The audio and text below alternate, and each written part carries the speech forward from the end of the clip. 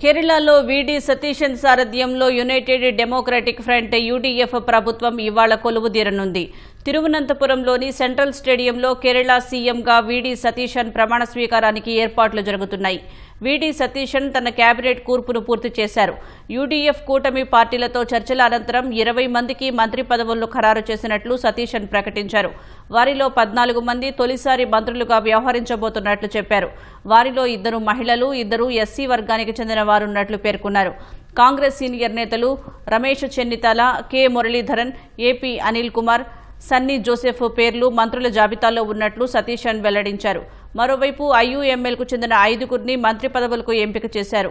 మంత్రుల జాబితాను గవర్నర్ అర్లేకర్కు సతీశన్ అందజేశారు. కేరళ ముఖ్యమంత్రిగా సతీశన్ ప్రమాణ స్వీకారోత్సవానికి ఏఐసీసీ అధ్యక్షుడు మల్లికార్జున ఖర్గే, రాహుల్ గాంధీ, ప్రియాంక గాంధీ, కాంగ్రెస్ సీనియర్ నేతలు హాజరు కానున్నారు. Karnataka CM Siddaramaiah, deputy CM DK Shivakumar, Telangana CM Revanth Reddy, Himachal Pradesh ముఖ్యమంత్రి సుఖ్వీందర్ సింగ్ హాజరయ్యే అవకాశం ఉంది.